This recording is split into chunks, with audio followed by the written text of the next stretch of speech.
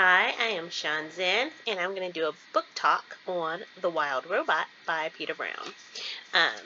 This book, I read it in the Kindle format, and it is for grades 3 through 7, kids ages 8 to 11 years old. And it was published in 2016 and is a Caldecott Honor winner. Alright, so here's the hook. The main character or protagonist in this story is a robot named Roz, who is similar to Wall-E from the Disney Pixar film Wall-E, produced in 2008. Wall-E essentially lives in solitude with only a roach he has befriended, and he develops a unique identity influenced by his environment. The animals in the Wild Robot story remind me of the animals in the Disney film Narnia, produced in 2005. They have a clear hierarchy in their social group, and they make conscious choices to cooperate between species for a larger goal and help others. So this book reminded me of Wall-E and Narnia simultaneously. So basically the story is about a ship carrying a large cargo of robots that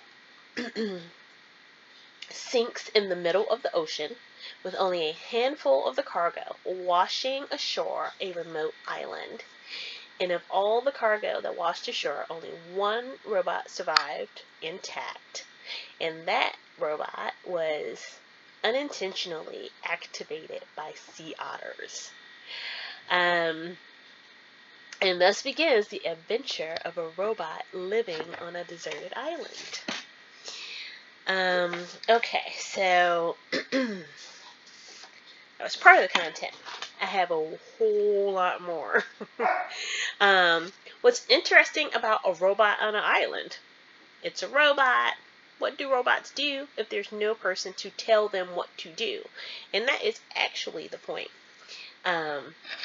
Robots are designed for obedience and not creativity most of the time, which is something Roz's circumstances may demand, since she doesn't have a human being to be obedient to or to give her orders, to tell her what to do. How are the animals on this island going to interact or respond with the robot? And what could possibly happen on an island anyway? There aren't any people. It's just animals. There aren't any buildings. Are the animals and Roz going to communicate with each other? Those are some great questions. The story moves at a good pace with some minor conflicts that build into the main conflict of the story. But essentially, the robot is presented with many challenges and obstacles to overcome. There's storms, there's bears, foxes, geese, deer, squirrels, mice, seasonal changes. Some of the major themes are survival, community, compassion, empathy, and communication.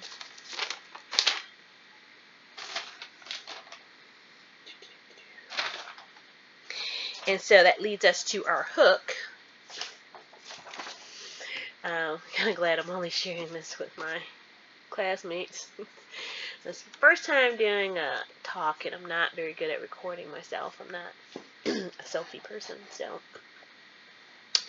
And this is card 1. We need to go to card number 3. So what is essentially going to happen here? The people that made the robot, most companies are interested in recovering their assets, and a robot would definitely be an asset.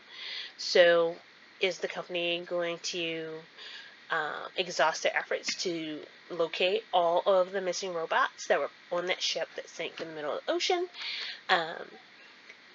What kind of life is Roz going to create for herself? Is she just going to rust and turn to, a heap of rusty scrap metal and bolts? Is she going to be of help to the animals in her environment? Is she going to have an understanding of that hierarchy and that community? So what is she going to get out of this? I loved the story. I thought it was great. it actually made me cry. So I would definitely give this story 5 stars. You know, I think the author does a good job with style and language, um, the style of the story.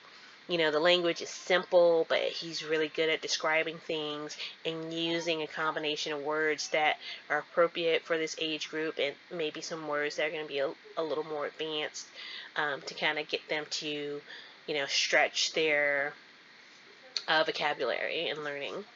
So I really enjoyed it. I thought it was put together very well. I thought the pattern of, you know, little conflicts and little victories really kept you involved in the story. So you wanted to continue to read it to find out what else could possibly happen to a robot. And just a story that could make me cry. The story where the protagonist is a robot and I could feel such emotion about the robot and make me cry, much in the same way that Wally did that. You know, you really liked this robot.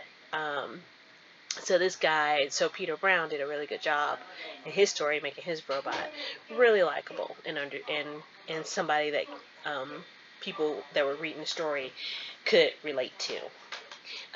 There's logical explorations, there's philosophical queries, there's problem solving, development for for the robot.